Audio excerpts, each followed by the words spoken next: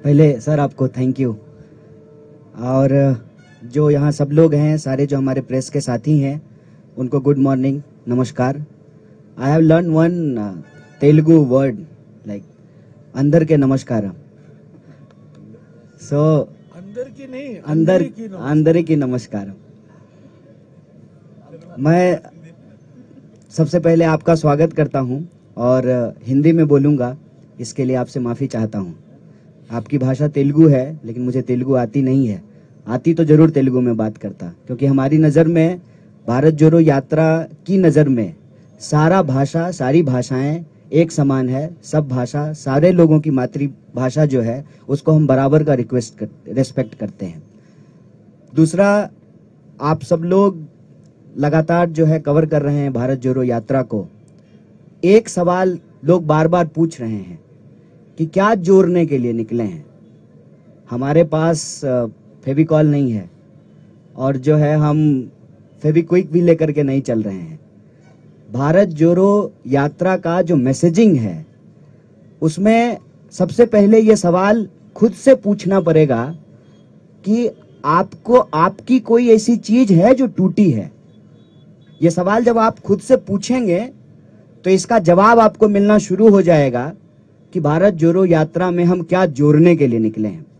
मेरे ख्याल से कोई भी नौजवान इस देश का जिसके पास सारी डिग्रियां हैं, वो इंजीनियरिंग किया है, एमबीए किया है, पीएचडी किया है, तमाम टेक्निकल एजुकेशन लेने के बावजूद जब वो अपना सीवी लेकर के जाता है और नौकरी नहीं मिलती है, तब उम्मीदें टूटती हैं उस नौजवान की, उस नौजवान के गर्लफ्रेंड की या बॉयफ्रेंड की, उसके माँ बाप की, उसके दोस्तों की। और ये जो उम्मीदें टूट रही हैं ना बेरोजगारी के चलते, उस उम्मीद को जोड़ने के लिए हम निकले हैं। जब आपको ये खबर आती है या आप कोई वीडियो देखते हैं कि किसी इंसान को उसके पहचान के चलते, चाहे तिलक देखकर या टोपी देखकर, उसके साथ मारपीट की जा रही है, उसकी टांगें तोड़ दी गई है, तब आपका दिल टूटता है। उस टूटे हुए दिल को जोड़ने के लिए निकले हैं। इसमें हमको कोई कंफ्यूजन नहीं है। सरदार वल्लभ भाई पटेल कांग्रेस पार्टी के नेता थे, कांग्रेस पार्टी के प्रभावशाली नेता थे। उन्होंने इस देश को और कांग्रेस पार्टी ने ज्योग्राफिकली भारत को जोड़ दिया है, और जब भी उसको तोड़ने की कोशिश की जाती है तो कांग्रेस पार्टी के नेता मजबूती से उसको निपटते हैं। कल हम लोग इंदिरा जी को याद करेंगे, चाहे जान गंवानी पड़ जाए, जमीन जो देश से जुड़ा हुआ है, कांग्रेस पार्टी को रहते हुए उसको कोई नहीं तोड़ सकता है।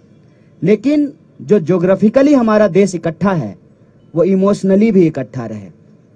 इमोशनली इकट्ठा होने का मतलब है कि हमारे पहचान के आधार पे, हमारे विचार के आधार पे, हमारे जिंदगी जीने के तौर तरीके के आधार पर, हमारी इकोनॉमिक कंडीशन के आधार पर, हमारी भाषा बोली के आधार पर कोई हमको बांट ना सके। और हम ये देखते हैं कि भारत में आज की तारीख में गरीब लगातार गरीब हो रहा है और गरीबों की संपत्ति लूट करके 2-4 लोगों को मजबूत बनाया जा रहा है। तो यह जो अमीरी गरीबी की खाई है, उस खाई को हम पाटना चाहते हैं। जिस तरीके से आज small scale, medium scale industries बर्बाद हो रहे हैं, नौजवानों को नौकरियां नहीं मिल रही हैं, लाखों पोस्ट जो है वो सरकारी क्षेत्रों में खाली पड़े हुए हैं, वैकेंसीज हैं, उस उम्मीद को हम जोड़ना चाहते हैं। देश के अंदर हम देख रहे हैं कि लगातार राजनीतिक कल्चर ऐसा बनता जा रहा है कि अपने विरोधियों को चुप कराया जाता है। और यह सवाल बार बार लोग पूछते थे, विपक्ष कहाँ है? जो लोग देखना चाहते हैं, आंख में सूरमा लगा करके देख लें, विपक्ष सड़कों पे खड़ा है। कांग्रेस पार्टी पहले भी लड़ रही थी, लेकिन हमारा मैसेज नहीं पहुंच रहा था लोगों तक। तो पार्टी ने यह तय किया कि हम लोगों तक पहुंचेंगे सीधे, बिना किसी सोशल मीडिया या मीडिया के वो रहे, उनका समर्थन जितना मिलना है वो मिले, लेकिन हम सीधे लोगों तक पहुंचेंगे। जैसे महात्मा गांधी सीधे लोगों तक पहुंचते थे, आज राहुल जी सीधे लोगों तक पहुंचने की कोशिश कर रहे हैं। एक तो ये सवाल आज कोई भी ईमानदारी से समझ सकता है कि कांग्रेस पार्टी एक मजबूत विपक्ष की भूमिका सड़कों पे निभा रही है, और सिर्फ कांग्रेस पार्टी निभा रही है। कई बार यह कंफ्यूजन क्रिएट किया जाता है, यहाँ तेलंगाना में भी यह कंफ्यूजन है कि बीजेपी से कौन लड़ेगा। अव्वल तो बीजेपी से लड़ने का क्या मतलब है? अगर बीजेपी से लड़ने का मतलब उसकी ही विचारधारा पे चलना है तो फिर वो कोई लड़ाई नहीं है।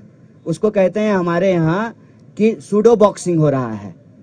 दिन में बॉक्सिंग करेंगे, मीडिया स्टूडियो में बैठ करके बॉक्सिंग करेंगे और शाम में पैग लड़ाएंगे। तुम तुम्हारा, हम हमारा, इधर का बैग उधर, उधर का बैग इधर। ये कोई लड़ाई नहीं है, विचारधारात्मक लड़ाई होती है। और इस देश में ये विचारधारात्मक लड़ाई है गोडसे और गांधी के बीच में। और इस देश ने हमेशा गांधी को चुना है, आज भी गांधी को चुनना पड़ेगा। और यह बात मैं आपसे ईमानदारी से साझा करना चाहता हूं, जो राहुल जी के बारे में परसेप्शन बनाया गया लाखों करोड़ों खर्च करके, और उस परसेप्शन के चलते जो हमारे दोस्त थे, जो उनके धूर विरोधी हुआ करते थे, वो फोन करके कहते हैं कि बहुत अच्छा काम कर रहे हैं आप लोग। ये परसेप्शन इतनी जल्दी बदलनी शुरू हो गई है, इसीलिए सत्ता में बैठे हुए लोगों की खलबलाहट है। और वो भारत जोड़ो यात्रा किस लिए हो रहा है इस पे नहीं बात कर रहे हैं, जूता पे बात कर रहे हैं, टी शर्ट पे बात कर रहे हैं, कंटेनर पे बात कर रहे हैं। तो उनको जूता, टी शर्ट, कंटेनर पे बात करने दीजिए। हम आपसे ये कहना चाहते हैं कि जब आज हमारी भारत यात्रा पांचवें राज्य में पहुंची है, 1300 से ज्यादा किलोमीटर जब हम चल चुके हैं, हजारों लाखों करोड़ों आंखों और चेहरों को जब हम पढ़ रहे हैं, तो एक बात हम आपको कह सकते हैं विश्वास के साथ, उदयपुर राजस्थान में जब कांग्रेस पार्टी के नेताओं ने, जिसको हम कहते हैं उदयपुर डिक्लेरेशन, ये निर्णय लिया कि हम भारत जोड़ो यात्रा करेंगे, तब वो निर्णय कांग्रेस पार्टी के नेताओं का निर्णय था। जब यात्रा की तैयारी होने लगी तब वो कांग्रेस पार्टी के कार्यकर्ताओं की यात्रा थी। आज जब हम 5वें राज्य में आपके सामने बैठ करके बोल रहे हैं, आत्मविश्वास से बात कहते हैं कि ये यात्रा कांग्रेस पार्टी के नेताओं, कार्यकर्ताओं से आगे बढ़ करके आज के डेट में ये यात्रा देश की यात्रा बन चुकी है, देश के लोगों की यात्रा बन चुकी है, उनके उम्मीदों की यात्रा बन चुकी है। और इस यात्रा का उद्देश्य राजनीतिक, सामाजिक, सांस्कृतिक, आर्थिक तमाम उद्देश्य इसमें एक साथ निहित है कि यह देश जिस तरह से जमीन से जुड़ा हुआ है, जमीन से भी हमारा देश इकट्ठा रहे, इस यात्रा का उद्देश्य है। आप सब लोग आए, हमको सुने, हमारे जो है नेताओं को आप सुन रहे हैं, उनको कवर कर रहे हैं। इसके लिए एक बार फिर से प्रेस के सभी साथियों को बहुत बहुत धन्यवाद, बहुत शुक्रिया। हमारे चैनल से जुड़े रहने के लिए YouTube पर टाइप करें DB लाइव, सब्सक्राइब बटन को क्लिक करें और बेल आइकन को दबाना न भूलें ताकि खबरें आप तक पहुंचती रहें। देखते रहिए DB लाइव, क्योंकि यहाँ हैं खबरें लगातार।